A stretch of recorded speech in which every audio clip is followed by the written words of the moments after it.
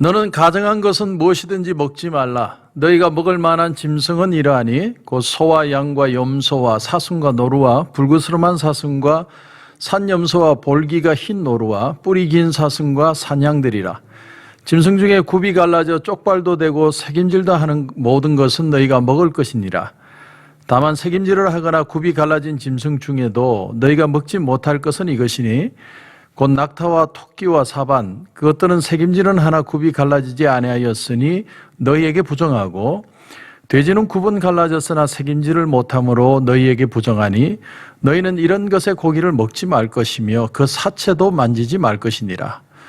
물에 있는 모든 것 중에서 이런 것은 너희가 먹을 것이니 지느러미와 비늘 있는 모든 것은 너희가 먹을 것이요 지느러미와 비늘이 없는 모든 것은 너희가 먹지 말지니 이는 너희에게 부정함이니라.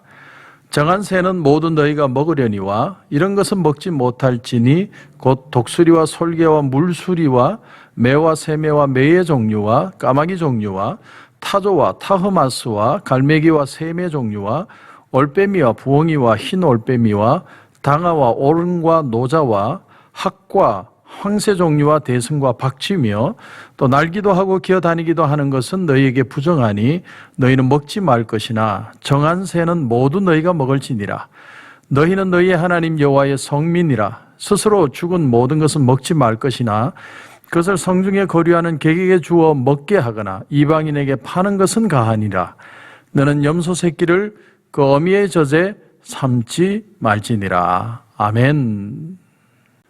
왜 하나님은 사람이 먹어도 되는 것과 먹지 말아야 할 것에 대해서까지 간섭하실까?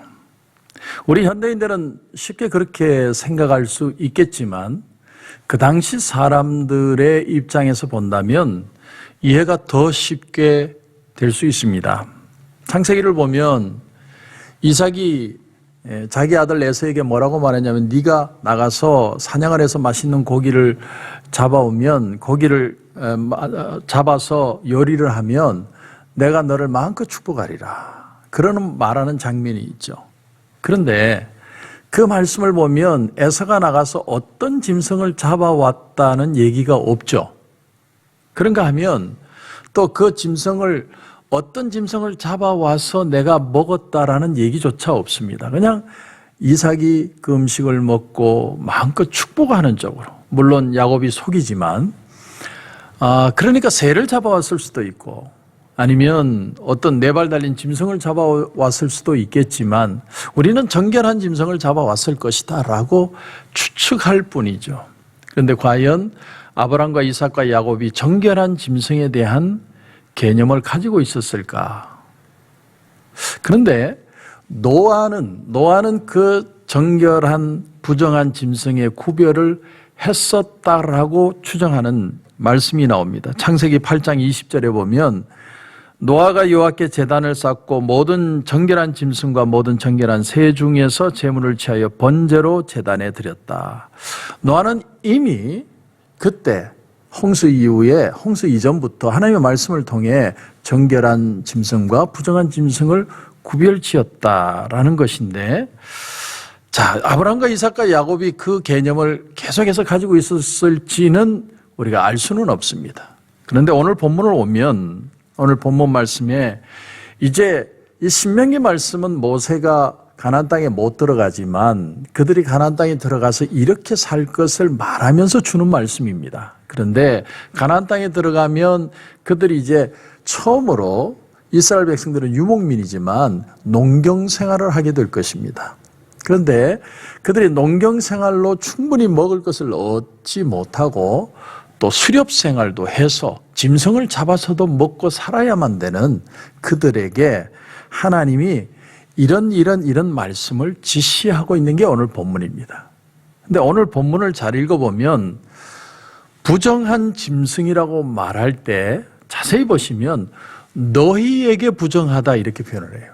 하나님에게 부정한 게 아니고 너희에게 부정하다. 무려 4번이나 나옵니다. 7절에 보시면 곧 낙타와 토끼와 사반 그것들은 새김질은 하나 굽이 갈라지지 아니하였으니 너희에게 부정하고 8절에도 보시면 새김질을 못함으로 너희에게 부정하니 10절에도 너희에게 부정함이니라. 19절에도 또 날기도 하고 기어다니기도 하는 것은 너희에게 부정하다.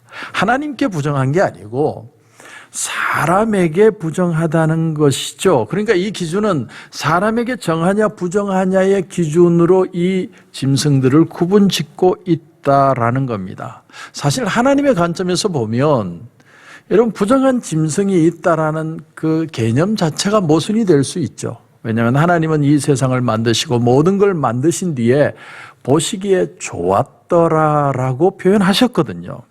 근데 하나님이 만드신 것이 인간에게는 어떤 것은 도움이 되지만 어떤 것은 부정한 짐승이 될 수 있다라는 겁니다. 그런데 이것은 단지 종교적인 차원, 신앙적인 차원을 넘어서서 우리의 실제 삶에, 내 건강에 실제적인 영향을 끼칠 수 있다라는 것이죠.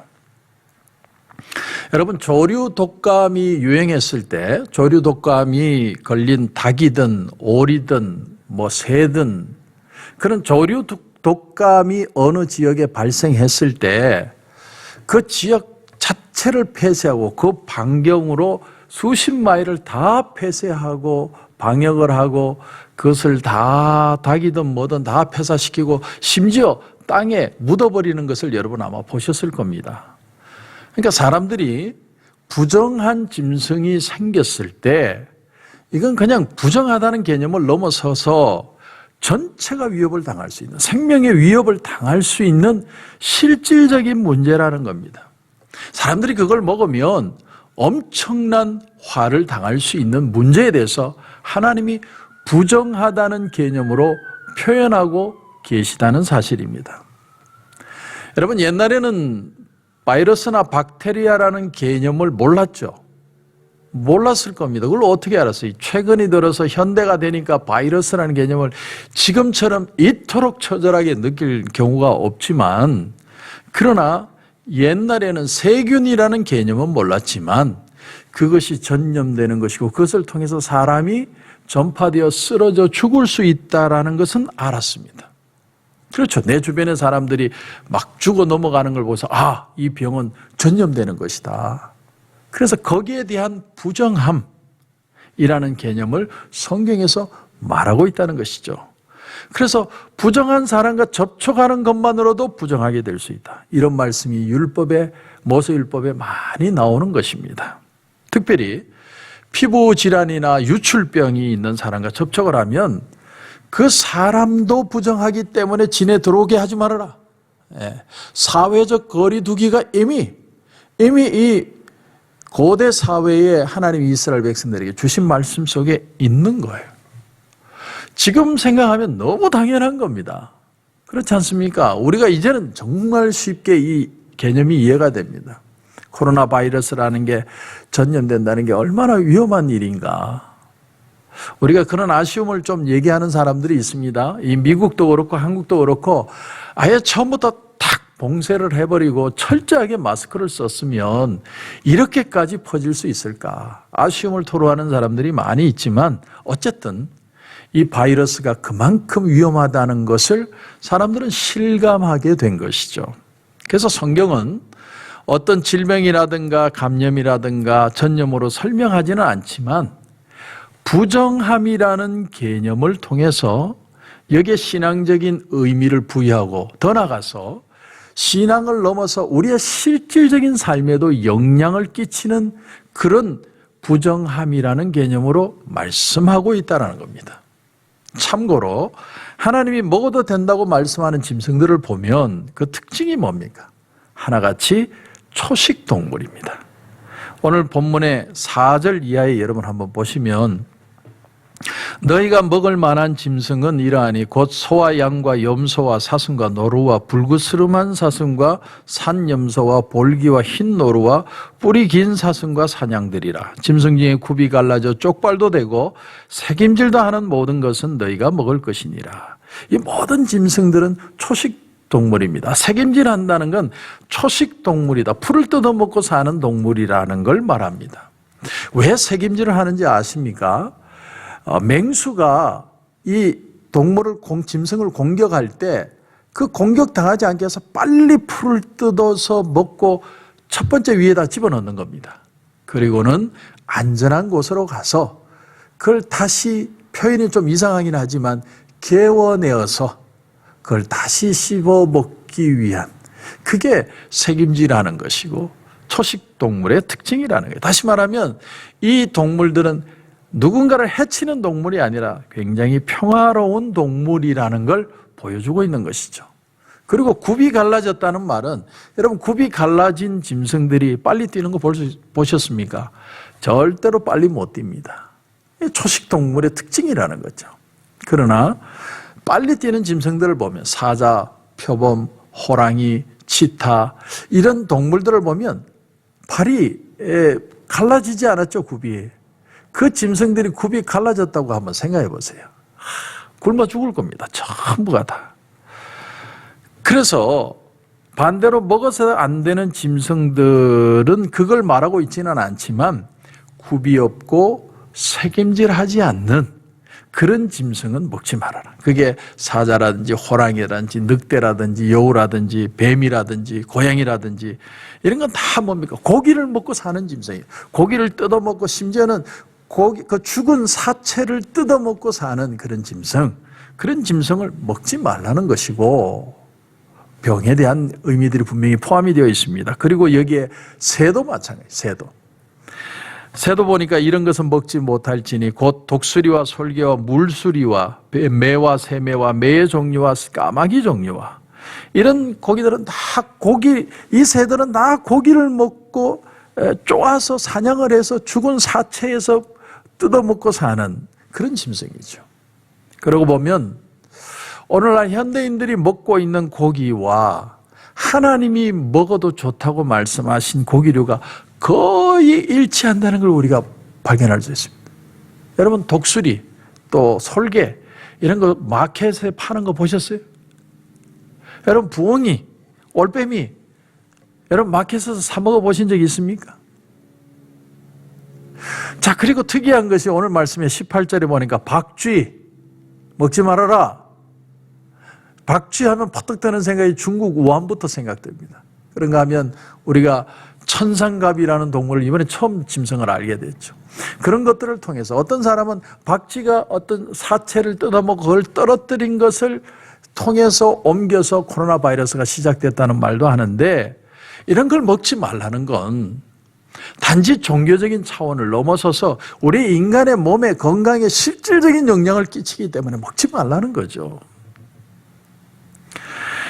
뭘 하나 우리가 깨닫게 되냐면, 우리 사회가 진보하고 발전하고 발달하면 할수록 하나님이 성경에 말씀하신 것과 같은 것들을 발견하게 되더라는 것이에요. 우리는 하나님의 말씀을 무시하고 세상 사람들이 열심히 살고 막 진보하고 과학이 발전하면 더 하나님 없이도 살 것처럼 생각을 하지만, 처음부터 내가 이 하나님 말씀대로 살아야지 하고 이 말씀대로 된 것이 아니라 사람들이 발전하고 애쓰고 부딪히고 문제를 발견하고 그런 삶을 통해서 아하, 이렇게 하면 안 되겠구나 하고 깨달은 것이 결국은 성경으로 돌아오더라는 얘기예요. 하나님 말씀이 옳다라는 걸 이제는 인정할 수밖에 없는 사회가 발전할수록 그런 것을 깨닫게 된다는 거예요. 여러분 놀랍지 않습니까? 그런데 이제 문제는 8절입니다. 8절 보시면, 돼지는 구분 갈라졌으나 색임질을 못함으로 너희에게 부정하니 너희는 이런 것의 고기를 먹지 말 것이며 그 사체도 만지지 말 것이니라. 어떤 신학자들은 말하기를 하나님이 돼지고기가 세상에서 제일 맛있기 때문에 하나님이 못 먹게 하셨다는 거예요. 저는 그 논리가 좀 이상하다고 생각하는데, 하나님이 인간이 기뻐하면 안 된다고 말씀하시는 것인지, 또 하나는 돼지고기가 제일 맛있는 겁니까? 저는요, 이 스테이크도 좋아해요. 스테이크. 그런데 한국 사람들은 삼겹살만 보면 거의 환장을 하죠. 환장. 자, 그런데 이 구약의 말씀을 신약에 와보면 이렇게 주님이 설명하시는 장면이 나옵니다. 마가복음 7장 18절 19절에 보면 이 구약의 정결과 부정한 짐승의 개념을 주님이 이렇게 해석을 하세요. 저는 이 말씀이 정말 하나님의 마음의 의도하심을 주님이 표현하신 것이라고 생각을 합니다. 그러니까 다른 말씀을 하거나 발전시킨 게 아니라 원래 가지신 하나님의 의도가 이런 것이다라는 의미로 주님이 말씀하셨다고 생각합니다. 그 말씀을 보면 예수께서 이르시되 너희도 이렇게 깨달음이 없느냐? 무엇이든지 밖에서 들어가는 것이 능히 사람을 더럽게 하지 못함을 알지 못하느냐? 이는 마음으로 들어가지 아니하고 배로 들어가 뒤로 나감이라. 이러므로 모든 음식물을 깨끗하다 하시니라. 모든 음식물을 깨끗하다 하신다. 이게 주님의 정의죠. 이건 구약의 그 개념을 주님이 발전시켰다기보다는 하나님의 원래 의도는 뭐냐는 거예요. 제가 아까도 말씀하셨죠. 너희에게 부정하니라. 우리에게 부정한데, 그런데 예수님은 들어가는 것이 우리를 더럽게 만드는 게 아니라 우리 속에서 나오는 것이 더럽게 만든다. 다시 말하면 하나님 앞에 모든 것은 깨끗하다고 정의를 하시는 거죠. 그게 하나님의 원래 의도하심이라는 거예요. 그러나 인간에게 들어가서 나쁜 것이 되고 해를 끼친다는 거죠. 자, 그렇다면 조금 더 보겠습니다. 성경을 디모데전서 4장 4절에 보면 이런 말씀이 나와요. 하나님께서 지으신 모든 것이 선함에 감사함으로 받으면 버릴 것이 없나니. 이건 특별히 식물에 대한 겁니다. 그 앞에 있는 구절과 연결해 보면 혼인을 금하고 어떤 음식물은 먹지 말라고 할 터이나 음식물은 하나님이 지으신 바니 믿는 자들과 진리를 아는 자들이 감사함으로 받을 것이니라. 하나님께서 지으신 모든 것이 선하매. 그러니까 주님의 말씀도 그렇고 디모데전서 말씀도 그렇고 이 신명기에 나오는 말씀도 똑같이 하나님이 보실 때 모든 건 선하다는 거예요. 그러나 인간에게 부정을 끼치는 영향은 인간 속에서 드러나는 어떤 것들 때문에. 그러니까 돼지도 하나님이 주신 것이고 하나님이 보실 때는 선하다는 거예요. 원래는 선한 겁니다. 왜냐하면 선하신 하나님이 만드셨으니까. 그러므로 감사함으로 받으면 버릴 것이 없나니 하나님의 말씀과 기도로 거룩하여짐이라. 여기에 아주 중요한 포인트가 있습니다. 하나님의 말씀과 기도로 거룩하여짐이라. 아주 중요한 신앙의 원리예요. 여러분, 거룩하다는 개념, 깨끗하다는 개념이 어떻게 이루어지는 것이냐? 우리의 마음속에서 드러나는 것들이 다 악하고 추한 생각들 뿐인데 어떻게 거룩해지느냐? 말씀과 기도로 깨끗해진다고 결론을 얘기하는 겁니다. 여러분, 우리가 식사 기도를 하는데 밥 먹을 때 기도를 하죠. 왜 합니까? 하나님 땡큐. 우린 그러려고 기도를 한다고 생각을 해요. 그런데 이 말씀을 근거로 보면 어떻게 되느냐면 내가 기도하는 이유가 이 음식이 좋은 것이라고 생각하고 우리가 먹지만 그것이 내게 불결한 것이 될 수도 있고 악영향을 끼칠 수도 있고 여러 가지 우리의 삶의 마음의 생각까지도 지배할 수 있는 여러 가지 일들이 있지만 그러나 우리가 기도를 함을 통해서 하나님 이 기도 가운데 하나님의 능력이 함께 하셔서 우리에게 선하고 좋은 것이 되게 해달라는 기도의 내용을 담고 있다라는 겁니다. 그러니까 오늘 이 본문이 우리에게 뭘 깨닫게 하느냐면 우리가 이 세상을 살 때 여러분 하나님 없이 인간들끼리 우리가 잘 먹고 잘 살자 이렇게 살지 말고 우리가 세상을 살면서 우리의 가정이든 우리의 하는 일이든 어떤 일이든 간에 그 속에 하나님을 초청하고 하나님을 마음에 모시고 하나님을 의지하고 하나님과 동행하면 하나님이 우리의 삶을 축복하시고 손으로 바꿔내시는 그 능력과 거기에 대한 믿음을 가지고 살라는 겁니다. 이렇게 할 때 뭐가 되느냐? 갈라디아서 2장 16절에 이렇게 말씀합니다. 사람이 의롭게 되는 것은 그러니까 선하게 되는 것이죠. 율법의 행위로 말미암음이 아니요 오직 예수 그리스도를 믿음으로 말미암는 줄 알므로 우리도 그리스도 예수를 믿나니 이는 우리가 율법의 행위로서가 아니라 그리스도를 믿음으로써 의롭다 함을 얻으려 함이라. 그러니까 다시 말하면 주님을 내 마음에 초청함으로 그분을 믿음으로 우리가 의롭다 함을 얻을 수 있다는 얘기죠. 율법의 행위로서는 의롭다 함을 얻을 육체가 없느니라. 주님을 모심으로 완전해지는 의로움을 설명하고 있습니다. 사랑하는 성도 여러분, 오늘 하루를 살면서도 하나님의 선함이 우리의 선함이 되어서 변화되고 기뻐하고 축복이 되는 인생을 사시길 주님의 이름으로 축원합니다. 기도드리겠습니다. 하나님 은혜를 감사합니다. 오늘은 정결한 짐승과 부정한 짐승에 대해서 생각해 보았습니다. 하나님이 만드신 게 다 선한데 어떤 건 우리에게 부정적인 영향을 끼칠 수도 있다는 걸 가르칩니다. 그러나 주님은 우리에게 들어가는 것이 문제가 아니라 나오는 것이 문제다. 결국은 말씀과 기도로 거룩해지며 주님과 함께하고 주님을 초청함으로 진정한 의와 선이 이루어졌다라는 것을 깨닫게 하심을 감사합니다. 오늘 하루를 살면서도 주님 때문에 주님과 동행하며 승리하며 건강하고 축복된 하루가 되게 하여 주시옵소서. 오늘도 기도하는 가운데 큰 은혜 주실 줄 믿고 예수님의 이름으로 기도드립니다. 아멘.